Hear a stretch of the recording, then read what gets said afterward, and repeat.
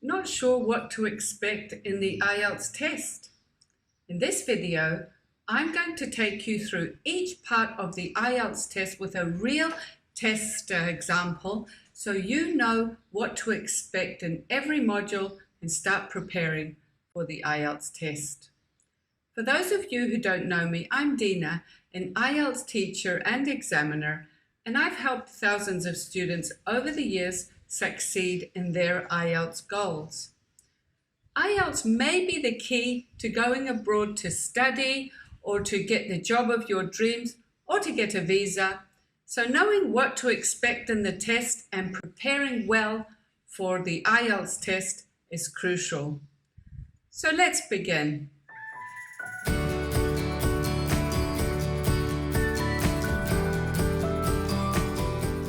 The IELTS test covers listening, reading, writing, and speaking. Altogether, it will take around 3 hours.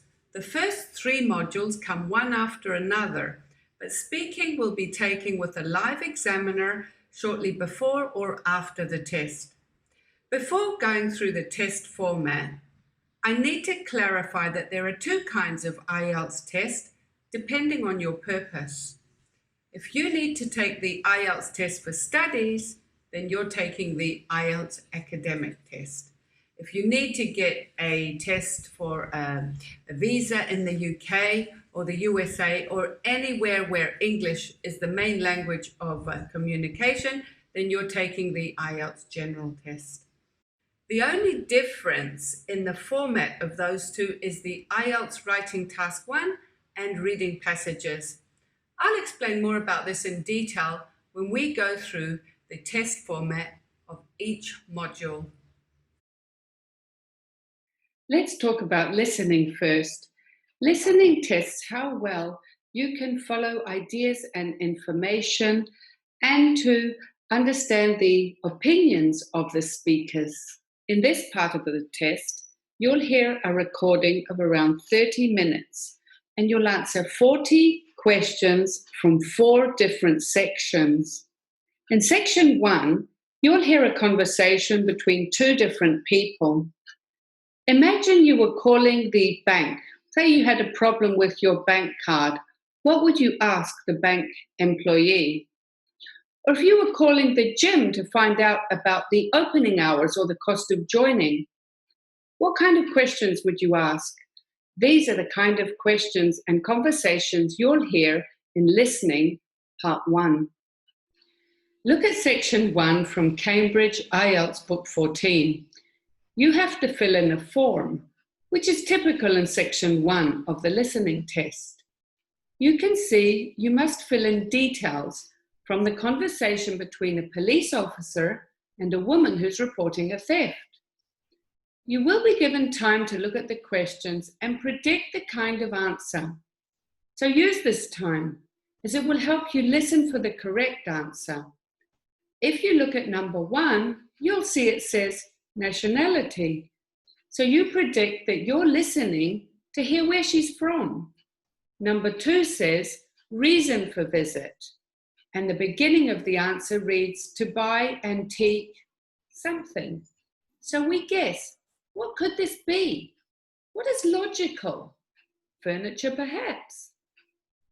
In section 2, one person is speaking.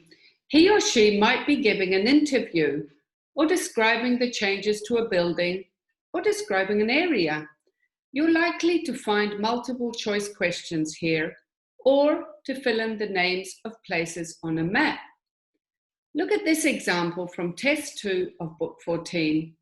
A guide is giving information about a castle to a group of visitors. For questions 11 to 15, you must choose the correct answer about the information from a list of 4 options. For questions 16 to 20, you will hear the speaker describing the grounds of the castle, and you must listen for the name of the different areas he mentions. So you must choose the letter from the map which corresponds to the name in the questions. Section 3 is a conversation with up to 4 people, and it's usually the kind of conversation you'd have at school or university with other students or with your tutor. The students may be discussing a group assignment, for example, or the tutor may be giving them feedback on their assignment. Look at this example for section 3 of test 3. Two teachers are discussing the organization of a marching band and the upcoming performance. You can see this task requires you to fill in just one word from the beginning of the conversation, and I'm sure you can predict the kind of answer you'll need. In the last section, one person is speaking again, but this time it's more academic. It's similar to something you might hear during a lecture at university. For example, it might be about an environmental issue or historical event. This lecture is from section 4 of test 4. A lecturer is talking about marine archaeology to a group of students, and you must listen to the talk to fill in the details. In the listening test, you receive 1 mark for each correct answer, and there are no half marks if you get part of the answer correct. Look at this table. It shows you how many correct answers you need to get the band score you need. So say, for example, you need a 6 or over. That means you need to get at least 26 out of 40 correct answers. In listening, the good thing to remember is that the answers are mainly short answers or multiple choice questions, and you don't need to write long sentences. However, you only hear the recording once, so you need to listen carefully for the correct answer, because there won't be a second chance. Another thing to point out is that you can now choose to take a paper-based test or a computer-based test. Everything's exactly the same, whichever test you choose to take, except for the fact that in the paper-based test, you have 10 minutes to transfer your answers from the answer sheet to the test paper, whereas in the computer-based test, you only have an extra 2 minutes because you're answering the answers directly on the screen. On to the reading test. As I mentioned at the beginning of the video, there's the academic IELTS test and the general IELTS test. In both tests, you have just 1 hour to answer 40 questions from 3 different sections. But the question types and the reading passages have a few differences. Let's look at what a typical academic reading test looks like. This one is from the Cambridge IELTS book 14. You can see there are around 750 to 800 words in each passage, and you have just 20 minutes to quickly skim through the passage and then answer the questions. There will be around 13 to 15 different questions for each passage. There are many different question types. Let's look at a few typical ones from this test. Questions 1 to 8 begin with true, false, not given type questions. These are very common in every IELTS test. You have to read the question and go back to the passage and decide, can I find something which means exactly the same? Does the passage contradict the question, or is there not enough information for me to answer whether it's true, false? In which case the answer will be not given.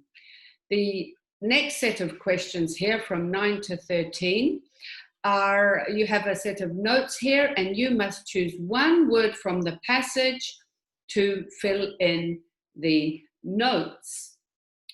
The next passage has a different set of questions here. Here you have to match the information here to the section in the reading passage which contains this information. Here we have a summary. A summary is maybe not a summary of the whole passage. It might just be a summary of 2 or 3 paragraphs. And you have to choose the word from the passage which fits in the space. Now read the directions because it says 1 word only, and it's important to keep to the word limit. Here we have a matching headings type of question, which are also very, very common in every IELTS test. You have to match the section to the heading, and there are always more headings than sections or paragraphs, so of course you will not use all of them. So these are some of the most common question types in the reading test. So we go into more detail in these in my course, and of course practicing and learning the techniques is the key to succeeding in this test. So for more tips about how to answer each question type, you can go to my course. What do we think? The link in the Oh, damn. For more tips about how to answer each question type, you can go to my course. You can find the link in the description below. Now let's look at a general training reading test. You can see it's much more visual. You'll find articles and advertisements such as those from magazines and brochures. The texts are the kind of text you'll come across in your everyday life.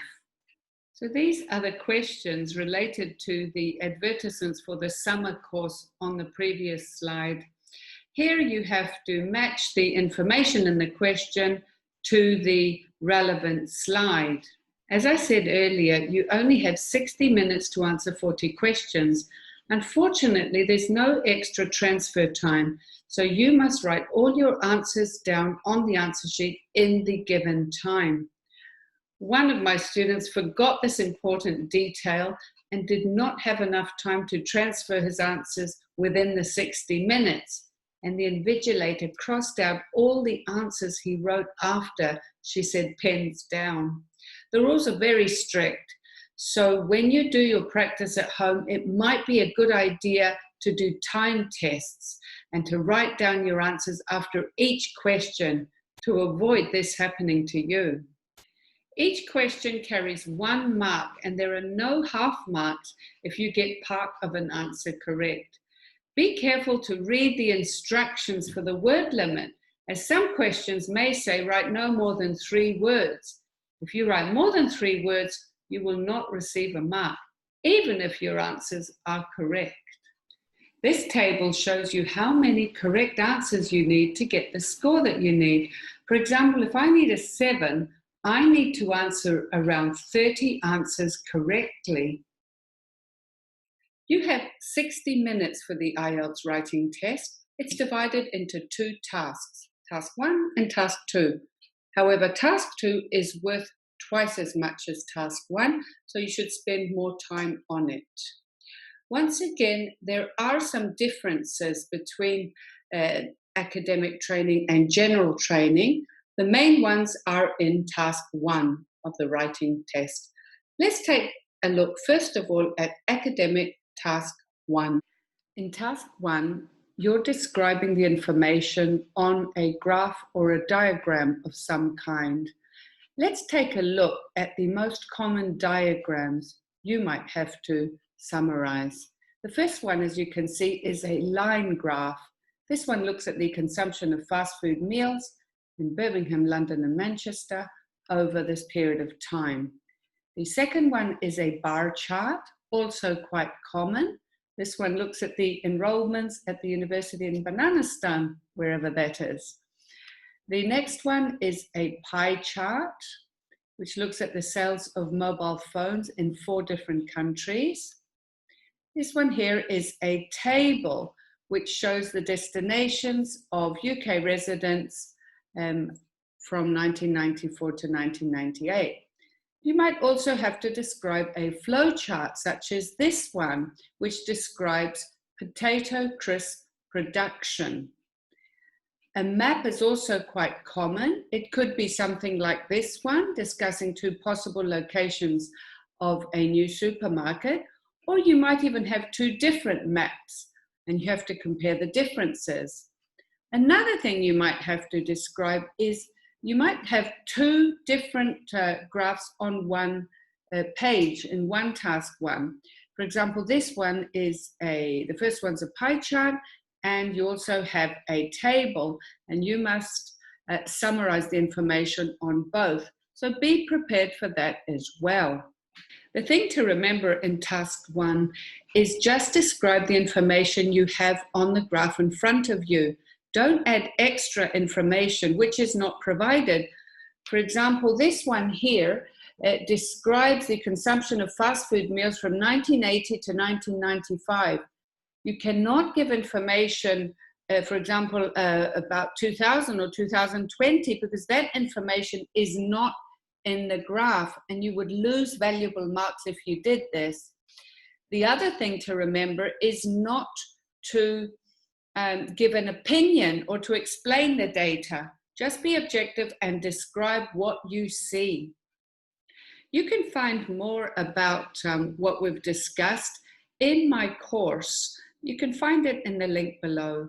This is an example from general training, task 1. You can see it's quite different from academic training. In this case, you must write a letter.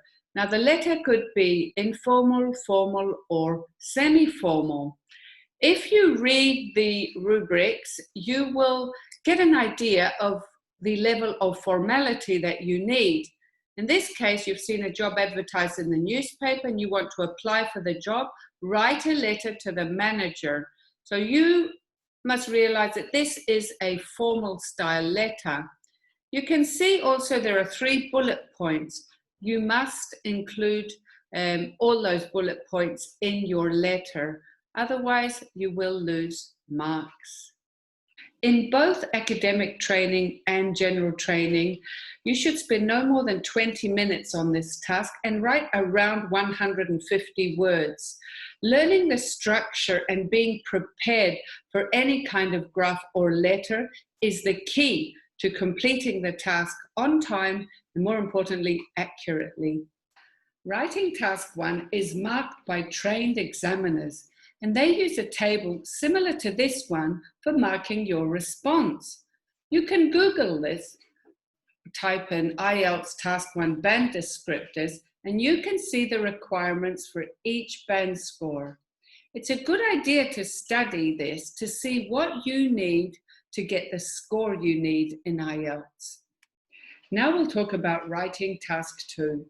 In writing task 2, you have 40 minutes to write around 250 words, which is about 1.5 pages of A4 paper. You must write a formal essay in academic style on a general social issue.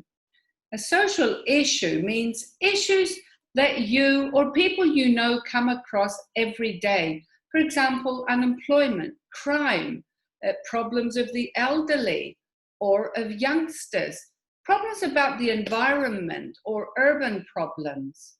There are different kinds of essays. The most common ones are for and against, opinion essays, and problem, cause, and solution essays. Let's take a look at this essay from Cambridge Book 14.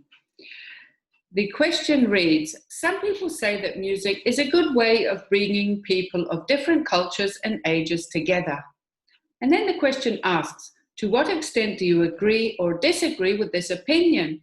So you know that this is clearly an opinion essay. So you follow the structure for an opinion essay. And the instructions are clear. Write spend around 40 minutes on this task and write at least 250 words. The main thing to remember is to write an essay which answers the question and gives examples to support your ideas. Going off topic will lower your mark because that means you haven't answered the given question, which in turn will mean that your vocabulary is not appropriate either, as you're not using the relevant words to answer the particular question.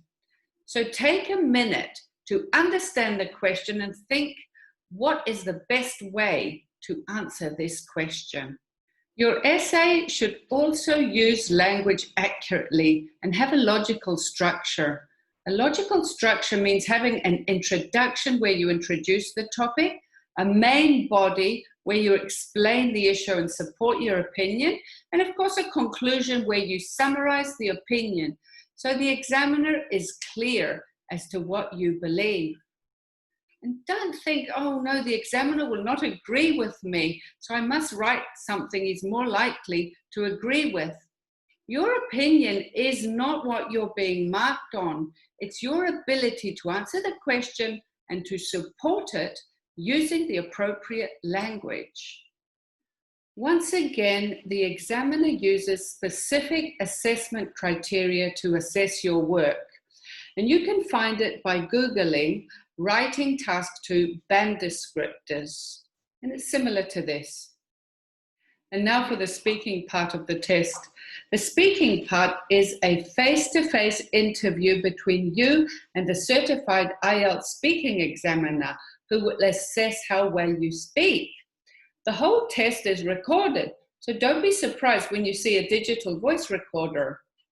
The whole interview takes around 14 minutes, and there are 3 parts to the test, and each part is strictly timed. It's important to know what to expect in each part of the speaking test so you can prepare yourself better. So I'm going to describe each step for you.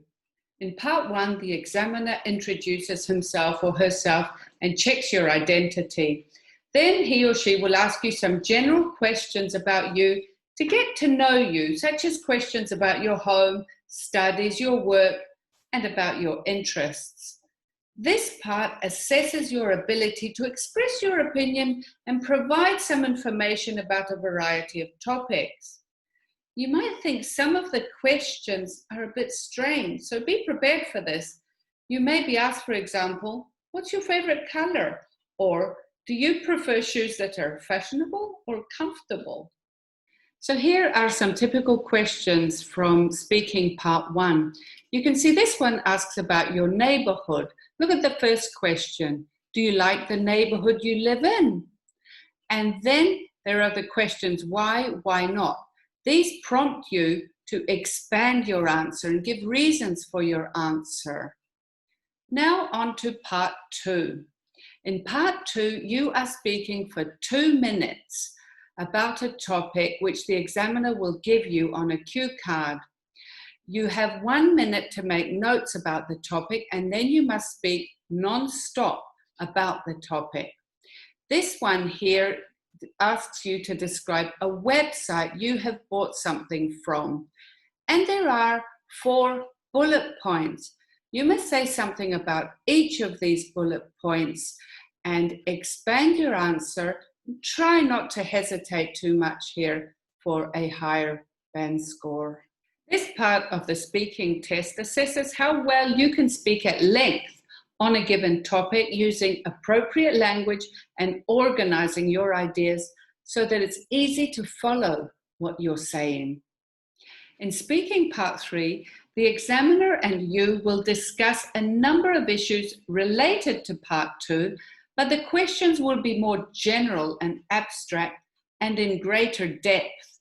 They're not so much about you as in part 1, but about the world around you and your thoughts about this. This part analyzes how well you can give an opinion about various issues and justify your opinion using examples and evidence from your experience. So let's look at our part 2 question again. Describe a website you bought something from. Part 3 asks us about shopping online and online retail businesses. You can see there are around 6 to 8 questions. Now, don't be afraid to give your opinion about this and think, oh, the examiner's not going to agree with me.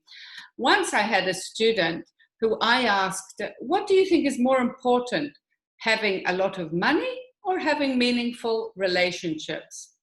Well, personally, I'd answer meaningful relationships, as I'm sure most of you would agree. But the candidate replied, oh, definitely a lot of money. With money, you can buy the latest Porsche, you can travel around the world in a luxury cruise liner, and you can mingle with the rich and famous. Well, that's not what I would have answered and not what I agree with. but the candidate had answered using perfect English, fluently, and with good expression in his voice, so he got a high band score for this answer. So those are the 3 parts to the speaking test. Remember, speaking is not something you can develop in the last days before your test. Spend some time every day listening to native speakers and copying their pronunciation, then their expression and their voice, and use this when you do speaking practice tests. As in writing, for speaking, the examiner uses a specific set of criteria for assessing your speaking skills. You can find it by Googling IELTS speaking band descriptors. So that's what you can expect in each module of the IELTS test. Now you need to learn how to answer each type of question so you can go on to take practice tests and when you're ready to take the IELTS test. The complete IELTS preparation course will teach you everything you need to know and prepare in order to succeed in your IELTS goals. I hope you found this video useful. If you did, please like it and hit the subscribe button. And I'll see you in the next video.